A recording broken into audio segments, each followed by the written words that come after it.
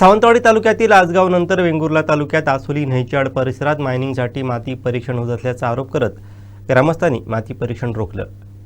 येथील काम करत असलेल्या व्यक्तींना पोलिसांच्या ताब्यात देत खासगी जागेत कोणाचीही परवानगी न घेता खड्डे मारत असल्याबाबत गुन्हे दाखल करण्याची मागणी केली। आसोली न्हैचाड भागात एका ग्रामस्थांच्या खासगी जमिनीत खड्डे मारून माती परीक्षण करत असल्याची माहिती मिळताच तेथील पंचायत समिती सदस्य संकेत धुरी यांनी संबंधितांना रोखलं। यावेळी विचारणा केली असता आपण शासनाचे भूजल सर्वेक्षण करण्यासाठी आसाम मिनरल्स कंपनीकडून आल्याचं त्यांनी सांगितलं। मात्र त्यांच्याकडे कोणतेही अधिकृत कागदपत्र नसल्याचं सांगितलं। मात्र त्या ठिकाणी जमलेले ग्रामस्थ आक्रमक होताच आपल्याला दीक्षित नामक व्यक्तीनं माती परीक्षण करण्यासाठी पाठवलं असून याबाबत अधिकृत महाराष्ट्र शासनाचा करार असल्याचं सांगितलं। यानंतर त्या ठिकाणी पोलिसांना पाचारण करून संबंधित सर्व व्यक्तींना पोलिसांच्या ताब्यात देण्यात आलं। त्यावेळी ग्रामस्थांनी कडक कारवाईची मागणी केली।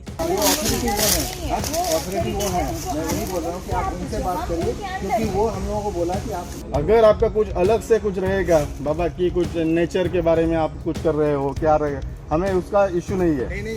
डेवलपमेंट के बारे में कुछ है ना, हम आपको 100% सपोर्ट करते हैं, लेकिन जो आप माइनिंग का जो करेंगे ना तो इधर करने नहीं देंगे, आपको क्लियर बोलते हैं। हम लोगों को ये इन्फॉर्मेशन था कि शायद उन्होंने लोकल आप लोगों का जो अथॉरिटी है, मान लीजिए जो बुजुर्ग है या फिर जो सरपंच है, इनसे बात करके रखा। हाँ, किससे बात करके रखा, किस सरपंच से बात करके?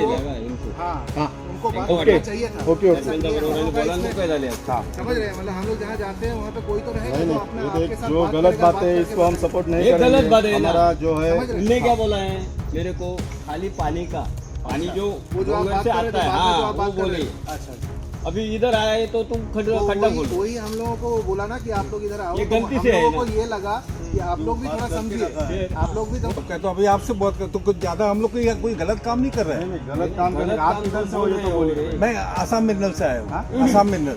लेकिन पानी के बारे में क्या आप काम, कौन सा पानी महाराष्ट्र गवर्नमेंट ने हमको काम दिया, मेरे को अपने को काम नहीं। अगर आप बोलेंगे मैं जाऊंगा महाराष्ट्र। नहीं, जाने का बात नहीं है। सुनो, मेरा बात सुनो पहले। इधर तो एक सब माइनिंग का चल रहा है। माइनिंग नहीं है जी। बात सुनो ना, पहले बात सुनो। स्थानिक शेतकऱ्यांच्या शेती संरक्षणासाठी बंदुकी आहे. बरोबर ना? रिपोर्ट करून द्या. हो, गावडे साहेब. गावात उद्रेक होतो. हे नक्षलवादी नाही. शेतकरी होते. मागणं कसं केलं तर काय हे त्यामुळे ग्रामस्थांनी आपल्याच लेवलला घेऊचो असा आणि आपणच काय तर करतो शेती हे काय आपल्या दबावाप्रमाणे हे तरी करीत असतं, त्यांचं नावेच असतं। शेवटी त्याला बळी पण पडतोय, आम्ही सगळे ग्रामस्थ शेतकरी बळी पडतोय। त्याच्यासाठी आपण ग्रामस्थांनी आपण आपला निर्णय घेऊया आणि ह्यांका काय करायचं असेल ते करून घेत ना, तुम्ही साहेब पी आहेत, वाडीच्या पीआयने आमच्यावर किडनॅपिंगचं दाखल केलं. कोणाला kidnap केलं? मारायचं असतं रस्त्यावर काढून मारलं होतं, शिस्तीत देवळात आणून ठेवलं आणि किडनॅप केलं असतं तर आम्ही आणलं नसतं देवळात. त्यांनी सरळ त्याच्यावर स्टेटमेंट त्यांनी दिलेली असताना आणि तुम्हाला त्यांनी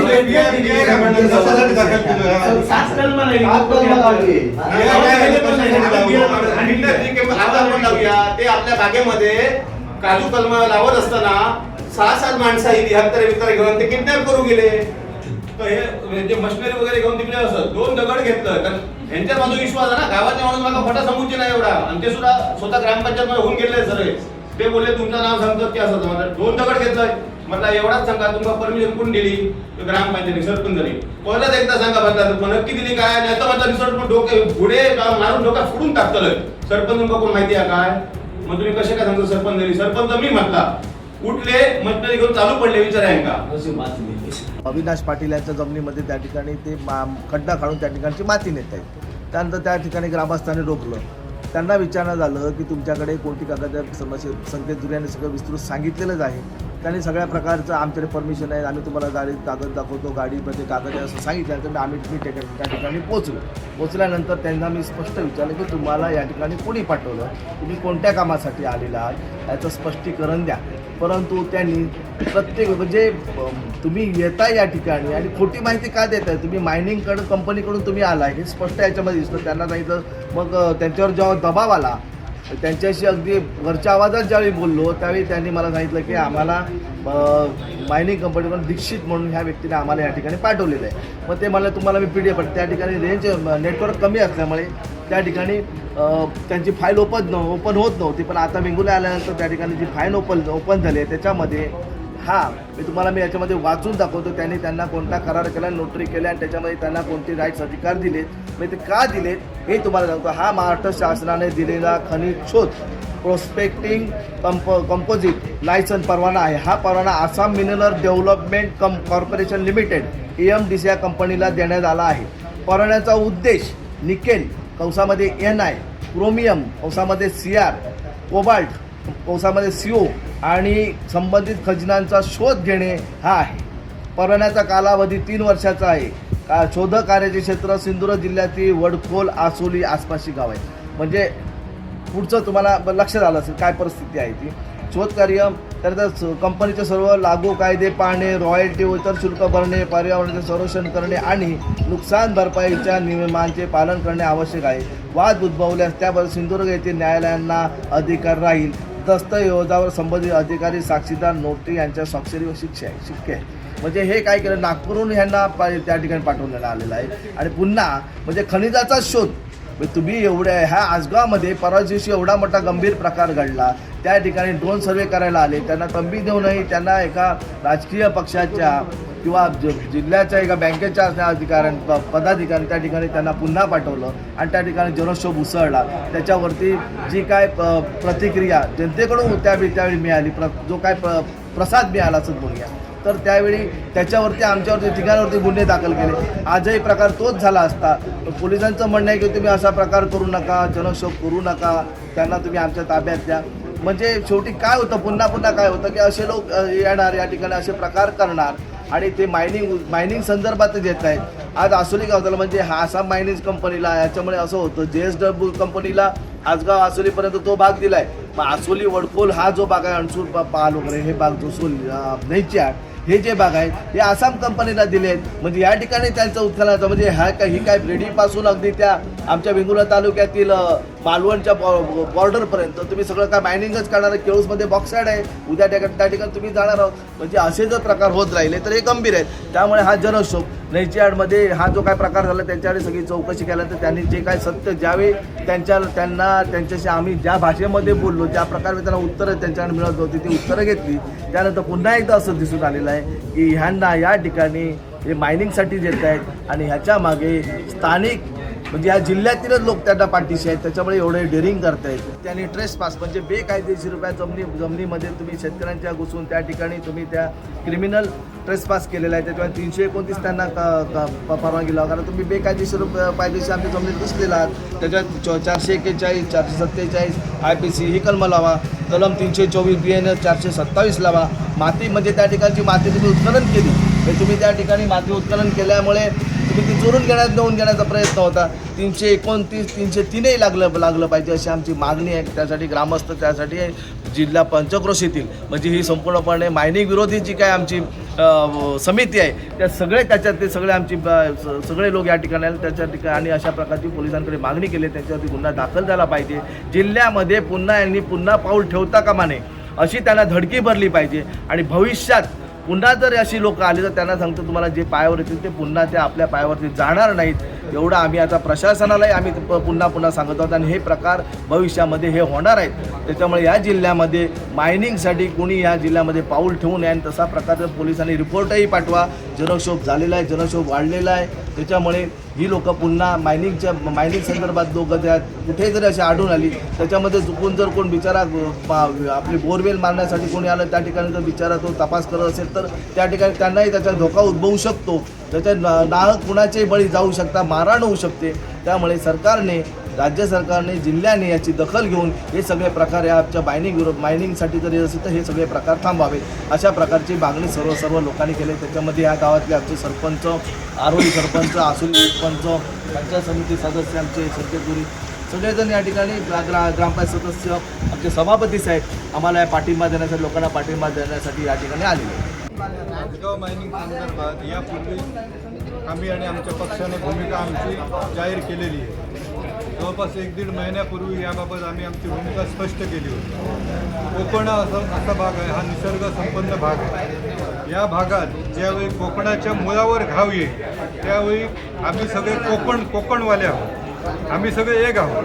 इथे कुठचाही पक्ष नाही. जरी मी उद्धव बाळासाहेब ठाकरे पक्षाचा तालुका प्रमुख असलो तरीसुद्धा ज्यावेळी आमच्या कोणाच्या गावातल्या वाडीतल्या घरातल्या लोकांवर जेव्हा येतं त्यावेळी आम्हाला कुठचाही पक्ष लागत नाही. आम्ही सगळे पक्ष विसरून एकत्र येऊन हे जे काय चाललंय त्याच्या विरोधात ठामपणे उभे राहणार आहोत. त्याबाबतच्या मिटिंगा वारंवार होत आहेत. परंतु वारंवार असा प्रश्न येतोय समोरून की पोलीस प्रशासन म्हणतंय की आमच्यावर दबाव आहे. प्रशासन काय करतंय. जे कोण लोक येत आहेत त्यांना पोलीस प्रोटेक्शन भविष्यात मिळू शकतं अशाही चर्चा आहे.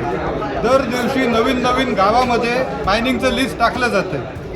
आमचा मुद्दा हा आहे, आमचा प्रश्न हा आहे की हे कोण करतंय.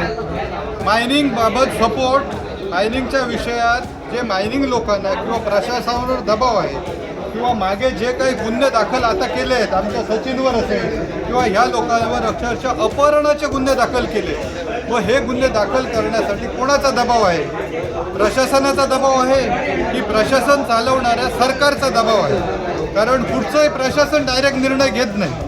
निर्णय हे सरकार घेत असतं आणि हे सरकार ज्या पक्षाचं आहे मला त्याचा दोष नाही. परंतु जर ठरवलं तर एका मिनिटात हे सरकार प्रशासनाला सांगू शकतं की इथे कोणालाही बाहेरच्यांना यायला बंदी घाला, कलम लावा.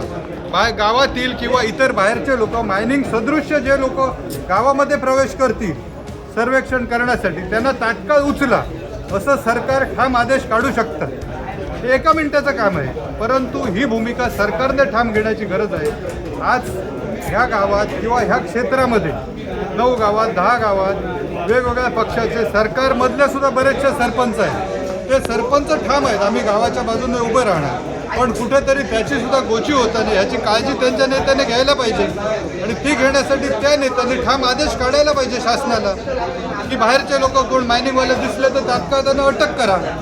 अशी जर भूमिका घेतली तर लोकांना रस्त्यावर उतरण्याची गरज नाही. आज सचिनसारख्या लोकांना गावासाठी पाहिजे ते गुन्हे ते घ्यायला तयार आहे. बरेचसे लोक आहेत, आमचे संजय गावडे आहेत, सगळे लोक आहेत. परंतु त्यांना ही भूमिका का घ्यावी लागते. का सरकार सक्षम नाही का ही भूमिका घ्यायला. त्याची उत्तरं सरकारने द्यावी. येणाऱ्या काळात कुठेही राजकारण करायचं आम्हाला नाही. राजकारण न करता प्रशासनाला, कलेक्टरांना ठाम आदेश द्यावे की मायनिंगची लोक किंवा या संदर्भातली लोक या गावात जर आली तर त्यांच्यावर तात्काळ गुन्हे लोकांनी पकडून द्यायची गरज नाही. प्रशासनाने तात्काळ त्यांच्यावर गुन्हे दाखल करावे, त्यांना अटक करावी आणि त्यांच्यावर हे गुन्हे दाखल करावे जे आमच्या लोकांवर केले जातात. आणि आमच्या लोकांवर केलेले गुन्हे त्यांनी तात्काळ मागे घ्यावेत. तरच आम्हाला कळेल की खरोखर हे सरकार लोकांच्या बाजूने उभे आहे. एवढी आमची ठाम मागणी आहे. धन्यवाद.